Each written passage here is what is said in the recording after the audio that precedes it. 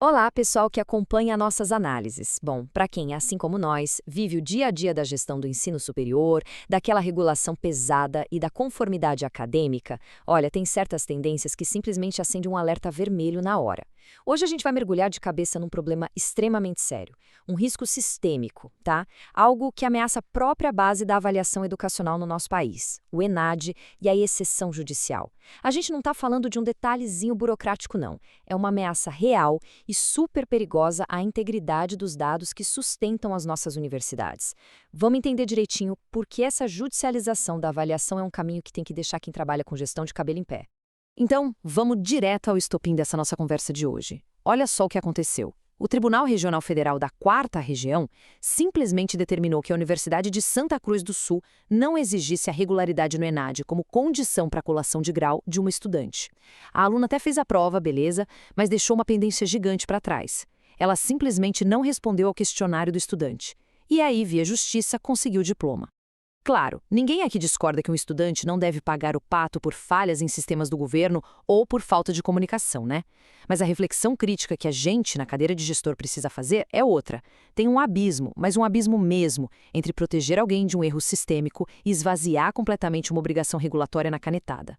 Esse caso não é só uma vitória pontual, é um primeiro dominó caindo, abrindo um precedente perigosíssimo que fragiliza todo o nosso sistema. E para a gente ter a real dimensão da gravidade desse precedente, é preciso voltar lá para a base de tudo, a lei federal. A Lei 10.861, lá de 2004, não faz uma sugestão amigável, sabe? Ela estabelece o ENAD como um componente curricular obrigatório, ponto final. E mais, a Portaria Normativa 840 do MEC é super explícita. A prova e o questionário do estudante formam, juntos, a participação efetiva. Agora pensem comigo com a cabeça de gestão. Se um aluno falta o semestre inteiro e não cumpre a carga horária de uma disciplina essencial, ele não se forma, certo? Então, por que a ausência num componente curricular obrigatório federal seria relativizada assim? A irregularidade no ENAD impede a colação de grau por um motivo muito óbvio. A formação daquela pessoa, para os olhos do sistema, está incompleta do ponto de vista regulatório. E aqui a gente precisa corrigir uma distorção imensa que rola por aí. Por definição, o ENAD não é uma provinha de aprovação individual. Não tem essa de passar ou reprovar no ENAD. Ele não atesta se o indivíduo está pronto para o mercado de trabalho. Na verdade, ele é a espinha dorsal dos SINAES, o Sistema Nacional de Avaliação da Educação Superior. O exame serve para avaliar cursos, avaliar as nossas instituições e balizar políticas públicas. Os dados que a gente tira daquele questionário e da prova são o que alimentam os nossos diagnósticos, o planejamento acadêmico e as rédeas da regulação no nível macro. Então, reduzir o ENAD a uma formalidade descartável que qualquer liminar resolve quando dá dor de cabeça é simplesmente cegar os instrumentos de medição do próprio Estado e das instituições. E é exatamente essa cegueira que gera uma frustração gerencial profunda em quem está na linha de frente. Vamos entrar agora no nosso ponto central, o desequilíbrio institucional e o fardo operacional pesado.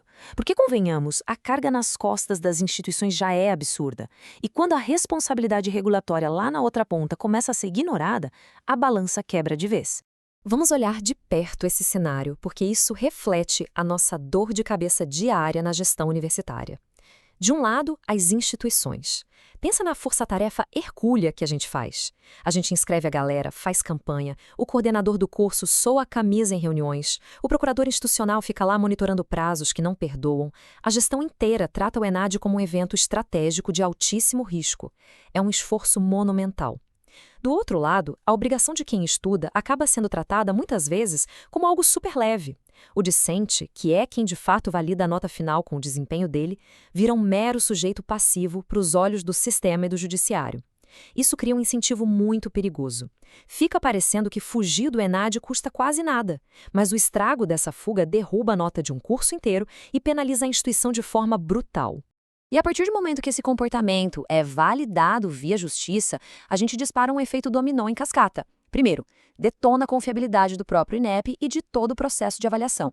Segundo, como a gente acabou de ver, joga um peso totalmente injusto nas costas das instituições que ficam de mãos atadas apanhando por causa de resultados que elas não controlam mais. Terceiro, e esse é gravíssimo, distorce os resultados dos cursos. Se uma parcela dos alunos simplesmente dá um jeito de pular a avaliação, a leitura sobre a qualidade daquela formação fica totalmente corrompida. E, por fim, produz diagnósticos imprecisos para os futuros estudantes. Um sistema avaliativo sem o compromisso de quem está sendo avaliado gera uma leitura falsa. Todo o ecossistema sai perdendo quando a fidedignidade dos dados vai para o ralo. A gente simplesmente não pode continuar dependendo de atalhos e exceçõezinhas que vão corroendo o sistema por dentro. O que a gente precisa agora, com extrema urgência, é falar sobre a corresponsabilidade sistêmica. É impossível fazer avaliação em larga escala funcionar sem o engajamento irrestrito de todas as partes envolvidas. Pensem que existe um tripé vital para a avaliação educacional parar em pé. A nossa parte, enquanto instituição, a gente já sabe de cor e faz. Informar com clareza, dar orientação pedagógica e acompanhar cada passo. O segundo pilar é o INEP. Eles têm a obrigação inegociável de manter tecnologia estável, regra transparente e canal de atendimento que funcione, para ninguém ser penalizado por falha da máquina pública. Mas o terceiro pilar é exatamente onde o nosso caso de hoje aperta a ferida, o estudante. Gente, defender responsabilidade de quem estuda não é pregar punição cega, não. É exigir que a pessoa entenda que a participação dela impacta o curso, os professores, o diploma dos colegas e as gerações futuras. A participação responsável é literalmente o que dá validade aos dados da nossa política pública. E o que acontece se a gente simplesmente ignorar esse tripé? A gente chega nessa metáfora fortíssima que resume todo o nosso alerta de hoje.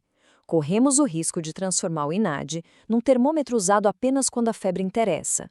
Olha, essa frase deveria estar pregada na parede de toda a reitoria e de todo o tribunal desse país. Se a gente aceita o diagnóstico da avaliação só quando a nota é alta ou só quando o processo não exige enfrentar um pouquinho de burocracia, então a gente não tem um sistema de avaliação, a gente tem um teatro. A avaliação nacional não pode ser um cardápio opcional. Ela é um instrumento que joga a verdade na nossa cara sobre a educação superior, por mais dura que essa verdade possa ser. Para fechar nossa análise, eu deixo uma provocação para a gente refletir a sério. Se a gente continuar de braços cruzados vendo as sessões judiciais enfraquecerem nosso maior instrumento de coleta de dados, nossos diagnósticos educacionais inevitavelmente vão ficar frágeis. E quem está na gestão sabe melhor do que ninguém. Diagnóstico frágil é a receita infalível para decisão desastrosa. Como é que a nossa sociedade vai cobrar qualidade? Como é que a gente vai impedir que políticas públicas, às vezes até cheias de boas intenções, se tornem um verdadeiro desastre na prática se não tivermos dados confiáveis em mãos? Esse é um problema seríssimo que exige atenção vigilante de todo mundo que defende o ensino superior. Vale muito a pena refletir sobre o impacto disso tudo nas nossas instituições. Um grande abraço a todos que acompanharam nossa explicação até aqui e até a próxima.